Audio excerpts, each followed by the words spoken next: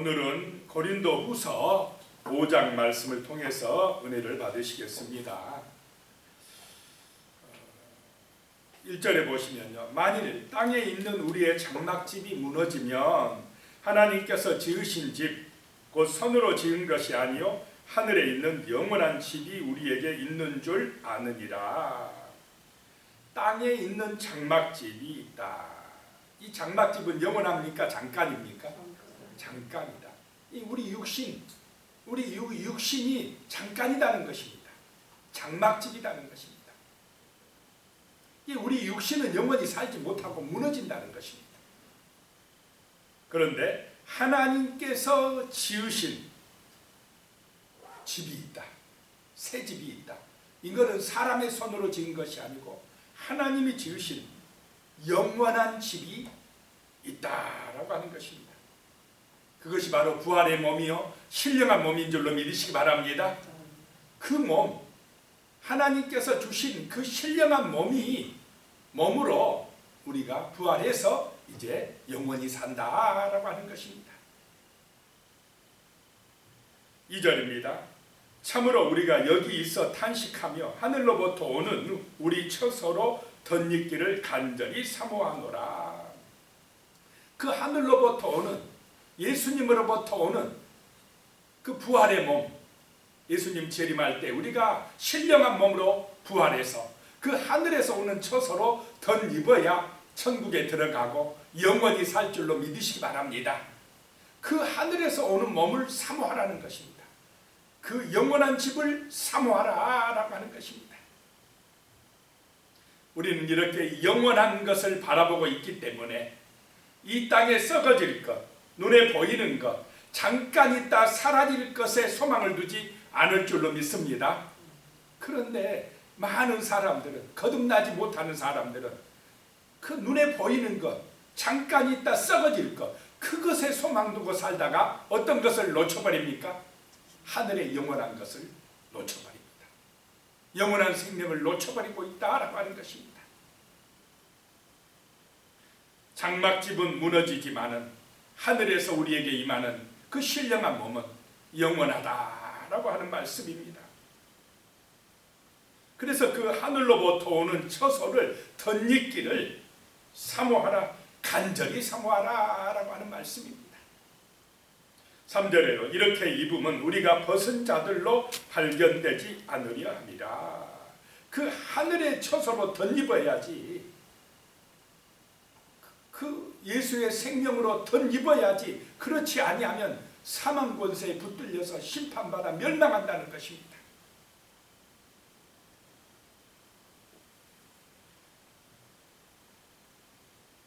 사절입니다. 참으로 이 장막에 있는 우리가 짐진 것 같이 탄식하는 것은 벗고자 함이 아니요 오히려 덧입고자 함이니 죽을 것이 생명에 삼킨 바 되게 하려 함이라. 탄식하면서 소망하는 것은 그냥 벗고자 함이 아니라 덧입어야 된다는 것입니다. 하늘에서 임하는 처소로 덧입어야 된다라고 하는 것입니다. 죽을 것이, 우리는 죽을 인생입니다. 사망 권세에 붙들려 있습니다. 이 죽을 것, 그래서 사람들이 제일 무서워하는 것이 무엇입니까? 죽는 것입니다. 죽음이 무서워요. 죽음이 두렵습니다. 그런데 이 죽음을 생명이 와서 삼켜버린답니다. 누구 안에서요? 예수 안에서. 죽음이 두렵지 않게 돼버린다는 것입니다. 부활의 소망을 가지게 해주신다는 것입니다. 이것이 하늘의 처소로 덧입는 것이다 라고 말씀합니다. 예수 안에서 의인된 사람은 이제 생명이 와서 죽음을 이겨버립니다. 사망 권세가 끝나버리는 것입니다. 우리에게 영원한 생명이 예수 안에서, 그 부활의 새 생명이 우리에게 임한 줄로 믿으시기 바랍니다. 그래서 5절에 이것을 우리에게 이루게 하시고 보증으로 성령을 우리에게 주신 이는 하나님이시니라 라고 말씀합니다. 성령이 마음에 임하신 사람, 성령의 표를 받은 사람은 이 하늘에서 임하는 부활의 새 생명을 받은 자인 줄로 믿습니다. 하늘의 처소로 덧입은 사람이다. 영원한 생명을 가진 사람이다 라고 하는 것입니다. 그러니까 바울이요, 여러 가지 시험이나 고난이나 어려움이 있어도 당당한 것입니다. 담대한 것입니다. 죽음도 두렵지 않게 되어버리는 것입니다. 이 놀라운 하늘의 생명을 덧입었기 때문에 그렇다라고 하는 것입니다. 6절입니다. 그러므로 우리가 항상 담대하여 몸으로 있을 때에는 주와 따로 있는 줄 아노니. 이 하늘의 처소를 덧입었기 때문에, 소망하기 때문에 항상 담대하다라고 하는 것입니다. 죽음을 무서워하지 않는 사람보다 더 담대한 사람이 누가 있겠습니까? 가장 강력한 사람이 된다는 것입니다. 항상 담대하다라고 말씀합니다. 성령의 은혜다는 것입니다. 그런데 우리가 몸으로 있을 때는, 여기서 몸으로 있다, 여기서 몸은 그 육신으로 있을 때는, 육신대로 살면 주와 따로 있는 줄 안다라고 말씀합니다. 육신대로 가면, 눈에 보이는 것 따라, 그 가치관을 따라 세상의 길로, 넓은 길로 가면 우리는 주와 같이 있는 것이 아니라 어떻게 한다고요? 따로 있다. 하늘의 새 생명을 얻지 못했다라고 하는 것입니다. 7절에요. 이는 우리가 믿음으로 행하고 보는 것으로 행하지 아니함이로라. 자, 우리는, 성도는 믿음으로, 말씀을 믿음으로 행하지, 천국을 믿음으로 살아가지, 부활의 새 생명을 믿음으로 살아가지, 눈에 보이는 것을 따라 살지 아니할 줄로 믿습니다. 근데 세상 사람들은 무엇을 따라 살아갑니까? 눈에 보이는 것, 잠깐 있다 사라질 것, 눈에 보여야 믿겠다 합니다. 하나님 눈에 안 보이니까 못 믿겠다고 그럽니다. 그런데 우리는 말씀을, 언약을 믿음으로 살아가지, 믿음으로 천국이 있다는 것 알고, 믿음으로 하나님이 계시다는 것도 인정하고, 믿음으로 살아가지, 눈에 보여야 있다, 그렇게 살아가지 않는다라고 하는 것입니다. 8절에 우리가 담대하여 원하는 바는 차라리 몸을 떠나 주와 함께 있는 그것이라. 참, 사도 바울은요, 나는 차라리 몸을 떠나, 이 말은 무슨 말입니까? 육체를 벗어나 죽어서 지금 당장 천국에 가는 것이 더 좋다, 이 말입니다. 얼마나 믿음이 대단합니까? 죽음을 전혀 두려워하지 않습니다. 왜냐? 영원한 생명이 하늘에 있다는 걸 믿기 때문에, 하늘나라, 주님 계신 그 나라가 있다고 확신하기 때문에, 그렇게 내가 지금이라도 차라리 몸을 떠나 주와 함께 하늘에 있는 것을 바라나, 그것을 바란다. 그런데 내 마음대로 됩니까? 안 됩니까? 안 된다. 하나님이, 그것도 하나님의 뜻이다. 하나님이 이스라엘 한 날까지 열심히 충성하고 부르시는 그날에 할렐루야 하면서 주님 나라로 이사갈 줄로 믿습니다. 9절에요. 그런즉 우리는 몸으로 있든지 떠나든지 주를 기쁘시게 하는 자가 되기를 힘쓰노라. 내가 이 땅에 살아가든지 이 땅을 떠나 하늘에 가든지 삶의 목적이 무엇하는 것입니까? 주를 기쁘시게 하는 자가 되는 것이다 라고 하는 것입니다. 이것이 삶의 이유요 목적입니다. 그런 사람이 그리스도인이고 하늘의 처소로 덧입은 사람이고 하나님의 자녀인 줄로 믿습니다. 세상 사람은 누구를 기쁘게 하기 위하여 살아갑니까? 오직 자기예요, 자기. 교회 다니면서도 자기밖에 모른다. 자기만 기뻐하고 자기만 영광 받겠다. 그런 사람은 아직 어린아이 신앙입니다. 주님의 말씀을 잘 몰라요.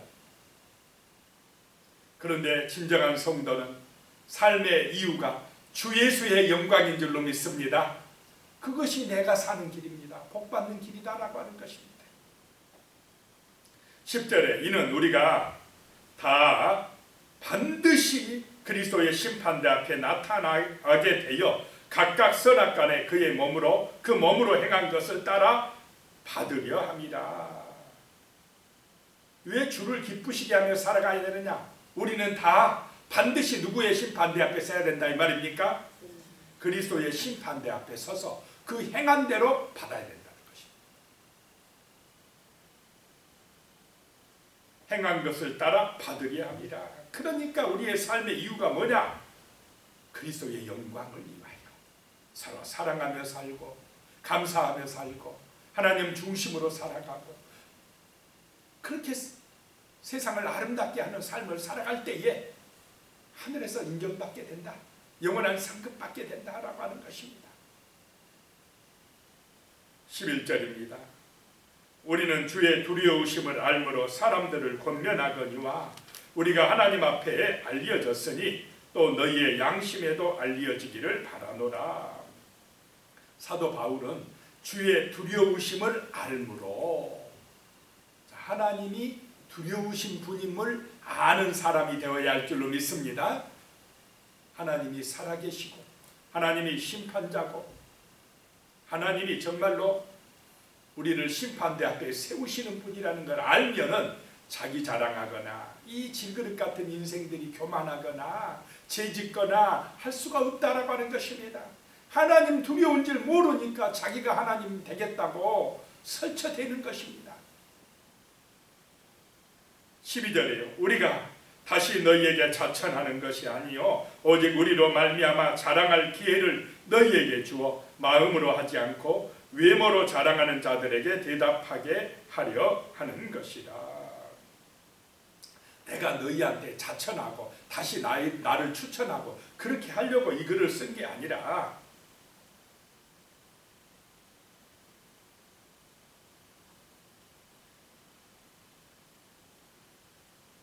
문제가 뭐냐면 외모로 자기를 내세우고 자랑하려고 하는 거짓 교사들이 문제다라고 하는 것입니다. 자꾸 나 봐라 이 추천서 한번 봐. 나 이런 사람이야 하면서 주님의 영광을 드러냅니까? 자기를 자랑합니까? 자기를 자랑해요. 내가 이런 사람이야. 내가 이만큼 뛰어나. 너희들 나 알아줘야 돼. 이게 얼마나 어리석음입니까? 자꾸 자기 외모를 자랑해요. 오늘 이 시대는 이 마음을 가꾸는 시대입니까? 외모를 가꾸는 시대입니까? 자꾸 얼굴도 고쳐야 되고 자꾸 뭐 좋은 옷도 입어야 되고 좋은 집도 뭐 사야 되고 그런 것에 관심이 있지. 이 내적인 마음, 신앙, 중심, 인격 그런 거는 별로 관심을 안 가지고 있다는 것입니다. 그게 문제다는 것입니다. 13절에 우리가 만일 미쳤어도 하나님을 위한 것이요 정신이 온전하여도 너희를 위한 것이니. 미치다. 누구한테 미치자는 것입니까? 바울은 예수님에게 미쳐야 된다 이 말입니다. 예수를 위하여 살고자 복음을 전하고자 미쳐야 된다는 것입니다. 그러면 예수에게 안 미치면 사람들은 무엇에 미칩니까? 돈에 미치고 세상에 미쳐요. 타락합니다. 엉뚱한 짓거리하고 돌아다닙니다. 예수에 미치면 거룩해집니다. 서로 사랑할 줄 압니다. 겸손해집니다. 섬기려고 합니다. 세상을 아름답게 만들어갑니다. 희생할 줄 알고 헌신할 줄 압니다. 그런데 세상에 미치면 자기밖에 몰라요. 14절입니다. 그리스도의 사랑이 우리를 강건하시는도다. 우리가 생각하건대 한 사람이 모든 사람을 대신하여 죽었은즉 모든 사람이 죽은 것이라. 예수의 사랑이 나를 막 강건한다 이 말입니다. 내가 복음 전할 마음이 없다가도 가만히 있는데 막 예수의 사랑이 저 영혼을 위해서 기도하라고 하고 복음을 전하라고 막 나를 떠민다는 것입니다. 예수의 사랑의 은혜가 우리의 마음에 역사하시기를 축복합니다. 예수의 사랑이 나를 인내하게 하고 겸손하게 하고 이웃을 사랑하게 하고 이웃을 위해 기도하게 하고 나보다 좀 남을 더 귀하게 여기게 하고 이것이 다 예수의 사랑입니다.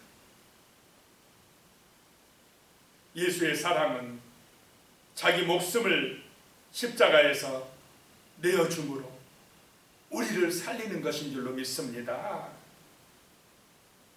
15절에 그가 모든 사람을 대신하여 죽으심은 살아있는 자들로 하여금 다시는 그들 자신을 위하여 살지 않고 오직 그들을 대신하여 죽었다가 다시 살아나신 이를 위하여 살게 하려 함이라 라고 하는 것입니다.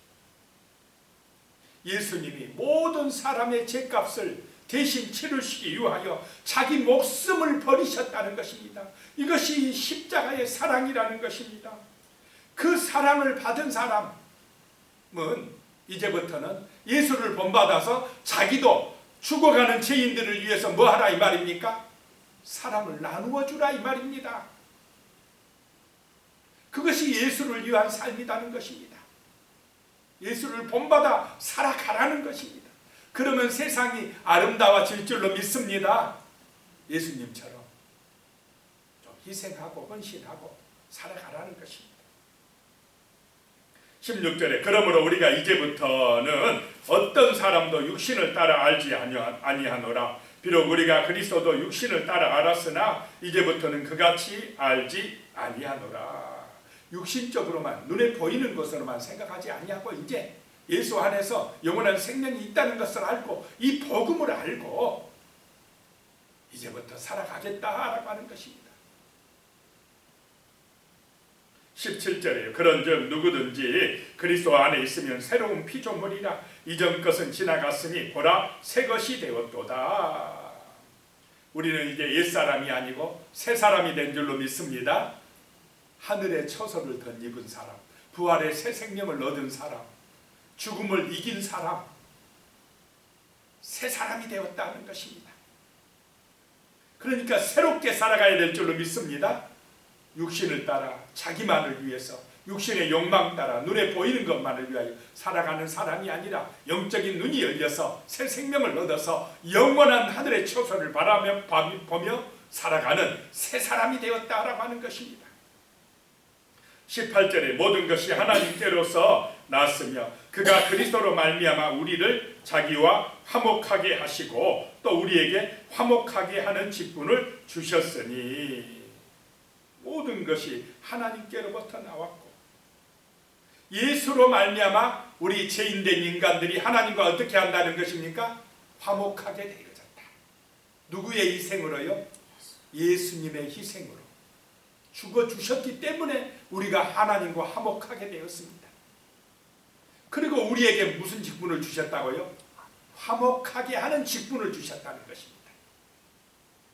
이 화목하게 라고 하는 원어적인 의미는요, 교환하다, 바꾸다는 의미가 있다고 합니다. 예수의 목숨과 우리의 죄값을 어떻게 해요? 바꿔버렸어요.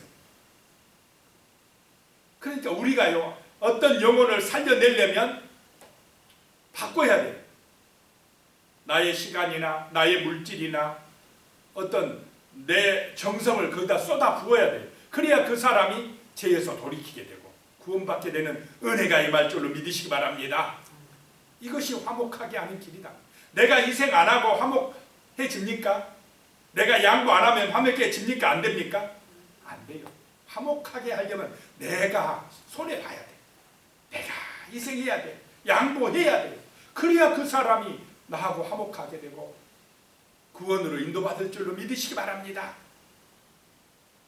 내 어떤 시간이나 내 정성, 내 가진 것하고 바꿔요. 그 사람의 허물과 부족한 것과. 그것이 화목하게 한다라고 하는 것입니다. 19절에 곧 하나님께서 그리스도 안에 계시사 세상을 자기와 화목하게 하시며 그들의 죄를 그들에게 돌리지 아니하시고 화목하게 하는 말씀을 우리에게 부탁하셨느니라. 그래서 우리가 세상 가운데서의 복음의 증인으로 화목하게 하는 사람으로 살아가야 된다라고 하는 것입니다. 20절에 그러므로 우리가 그리스도를 대신하여 사신이 되어 하나님이 우리를 통하여 너희를 권면하시는 것 같이 그리스도를 대신하여 간청하노니 너희는 하나님과 화목하라. 자, 하나님과 내가 화목해야 될 줄로 믿습니다. 하나님과 화목할 때 우리는 나도 용서가 되고 이웃도 사랑할 수 있게 되어진다라고 하는 것입니다. 하나님의 그 은혜, 십자가의 은혜로 하나님과 화목하게 되어질 때 다른 사람들도 화목하게 할 수 있다라고 하는 것입니다. 21절에 하나님이 죄를 알지도 못하신 이를 우리를 대신하여 죄로 삼으신 것은 우리로 하여금 그 안에서 하나님의 의가 되게 하려 하십니다. 예수님이 희생해 주셨기 때문에, 예수님의 목숨을 내주셨기 때문에, 그래서 이제 그 목숨과 우리의 죄값이 이렇게 교환되어서 우리가 의롭게 된 줄로 믿습니다. 그래서 우리도 이제 예수님 따라서 화목하게 하는 직분자가 되기 위해서 헌신하고 정말로 예쓰고 복음 전하기에 힘쓰는 그런 은혜가 임하시기를 축복합니다. 기도하겠습니다. 하나님 아버지, 우리의 육신의 장막집은 무너집니다. 그런데 하늘로부터 오는 영원한 집, 신령한 몸이 있습니다. 그 하늘의 생명에 하나님 아버지여 상킴받을 수 있도록 도와주시옵소서. 그 하늘의 생명에 죽을 것이 상킴받을 수 있게 하여 주시고, 이제부터 우리의 삶은 자기를 기쁘게 하는 것이 아니라 오직 주를 기쁘게 하는 그런 아름다운 삶, 화목하게 하는 삶이 되게 하여 주시옵소서. 예수님의 이름으로 기도드리오며, 이제는 우리 주 예수 그리스도의 은혜와 하나님 아버지의 무한하신 사랑과 성령님이 역사하시고 함께 하시는 은혜가 영원히 함께 하시기를 축원하옵나이다. 아멘.